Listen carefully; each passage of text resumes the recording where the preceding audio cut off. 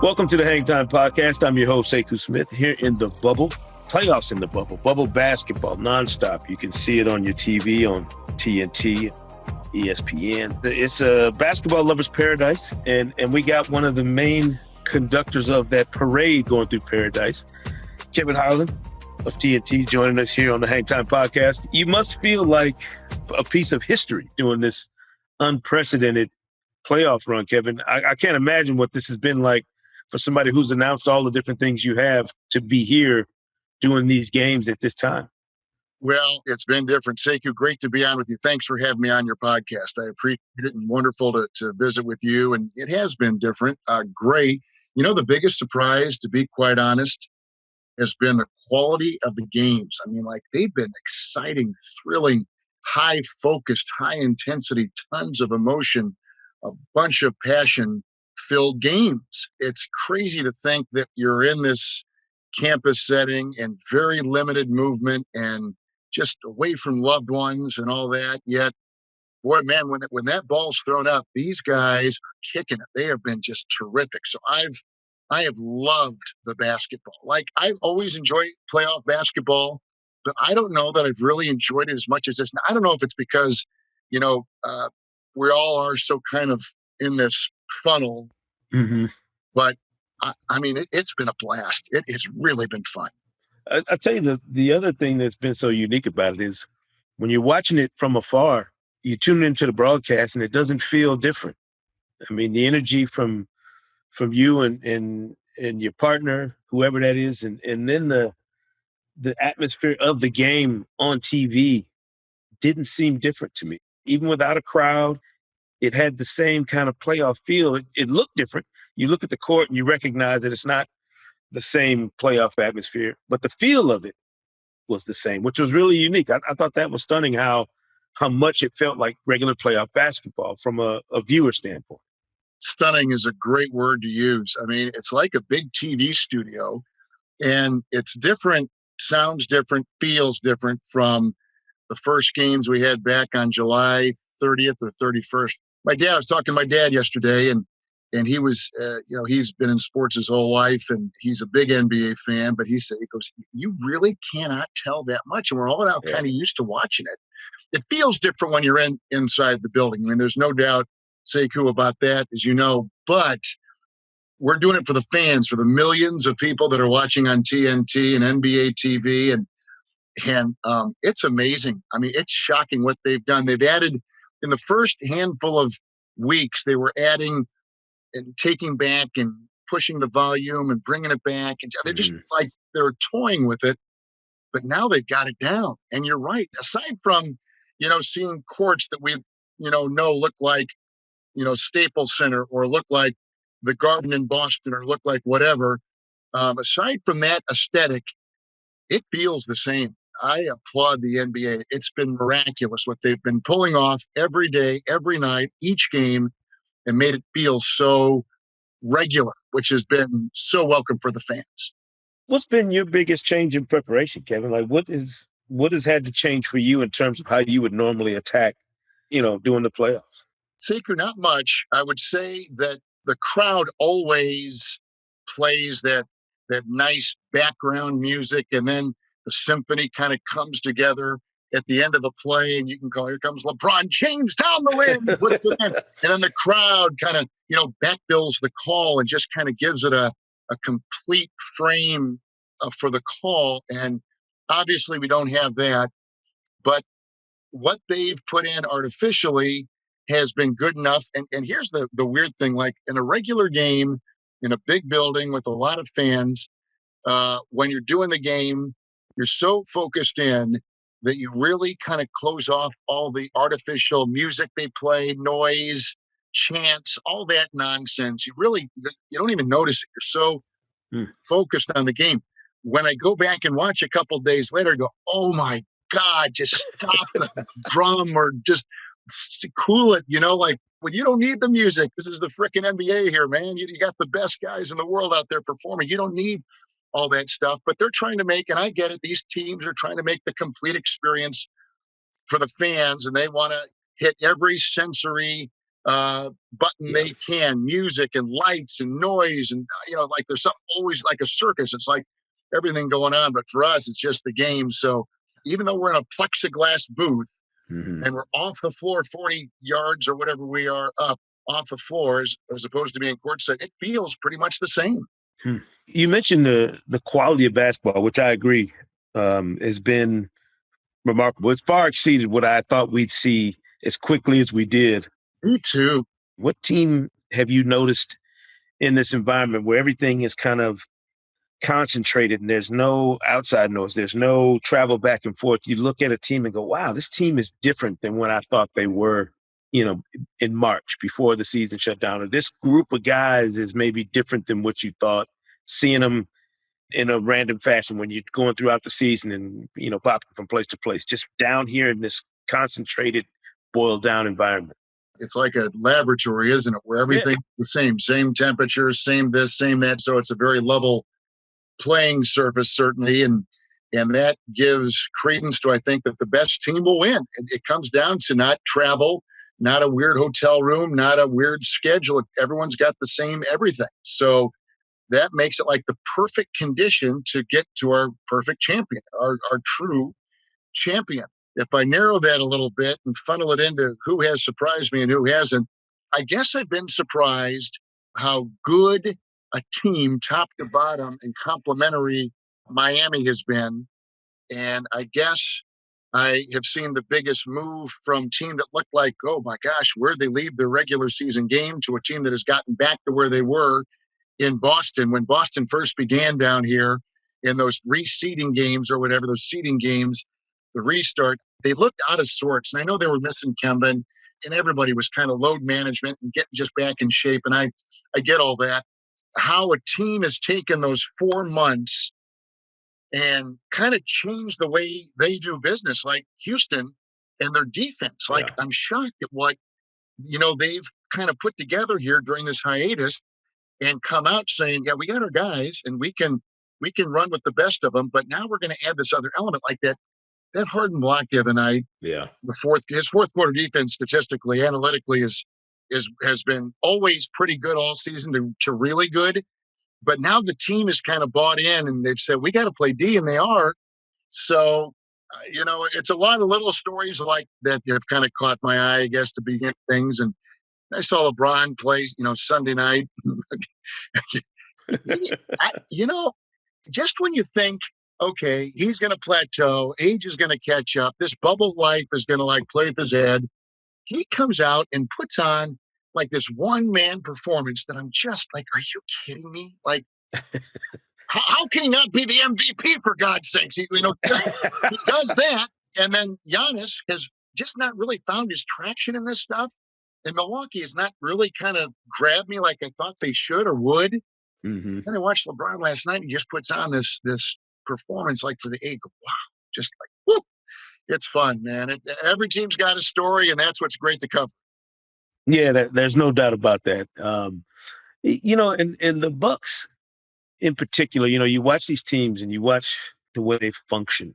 As strange as it sounds, the teams that have been really reliant on their superstar players for certain things, to see them try and figure it out now in this environment, see them have to kind of reconfigure how they do business and change, like you mentioned, Houston's defense, which is something that we don't talk about throughout the course of a season because we talk about them always. How many threes did they make that night? Did Harden get his 40 and then to see them defending and Covington and all these other pieces and Daniel House.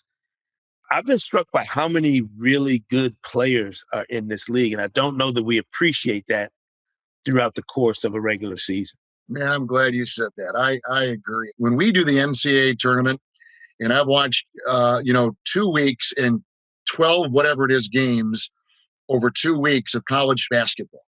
And you're captivated by the one and done, the sudden death and the kids' stories and little school against big and blue bloods and all that's right. And then like I'll finish up on it like doing a regional final like on a Saturday. And then I'll have an NBA game for TNT like on Tuesday or Thursday.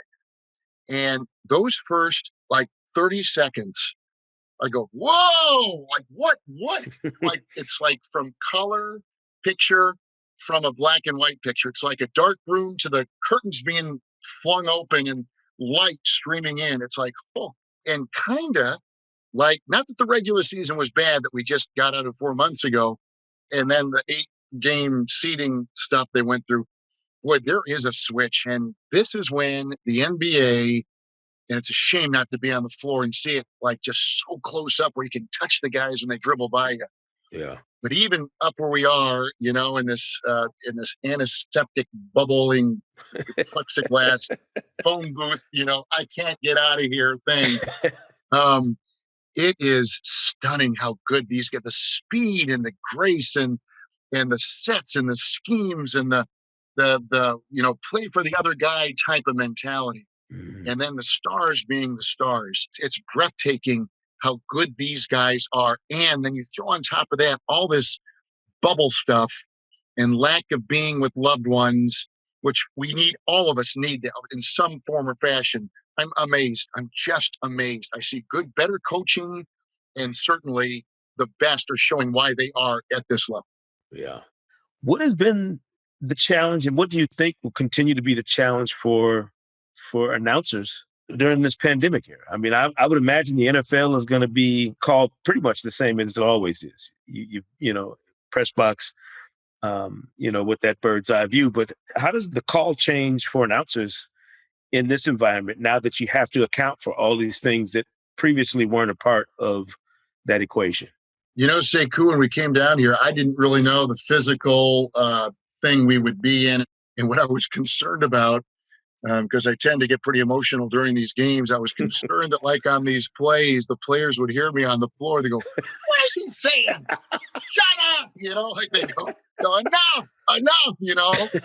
Because when I see these guys hit these long shots or come up with some kind of creative pass or whatever, the beauty of this game is the passion that they play with, but also the passion of the fans and hopefully the broadcasters who sense that when they see a pass, whether it's the first quarter or the fourth quarter, whether it means nothing in the early part of the game or whether it's a decisive play, I mean, there is beauty in all of it. Like, there's artistry in everything they're doing. Now, we got the NFL starting this week, and we are going to be in the stadiums, and we are going to be in the booths, and we are going to have partitions between us and our analyst. But we've got a big open stadium, and there may be 20,000 people in there, and they're going to pump in noise. And I think it will seem more like normal for football, but for basketball, it is different. Not on the floor, in the phone booth that we're in. The other thing that's weird too is, like, if there's a big play by LeBron or Giannis or whoever, and if you're at a game, and they're fans, you just feel their body language, and out of the corner of your eye, you see them going nuts and jumping and screaming. And here a big play happens, and all of a sudden, you don't see anything. You see nothing. You look this way, and there's a big platform with empty seats. You look over here, you see nothing. So that is kind of like mentally the picture, and what's happening on the floor is not equating to what should be happening in the stands. And that is a little bit strange and weird. But overall, we're good. No one should feel sorry for anybody reporting on this, except for the fact, Right. like, the players were away from our loved ones. And unlike the players who now can start having, a trickling of family and friends, good friends, join them, Mm. we as reporters, as you are finding out yourself, Sekou, we can't have anybody. We are truly a one-man band or one woman. And I've been on assignments before where you're far away from home or whatever for a long stretch of time. I covered an Olympics, and that was as long an assignment as I had. 2012 London Olympics, and I joke with my wife when I came home. I was like, I probably have a British accent now. I'm looking for tea every afternoon at 4 o'clock. I mean, I can't imagine what, once you get out of this bubble environment, what it's going to be like for everybody who's been in here for so long.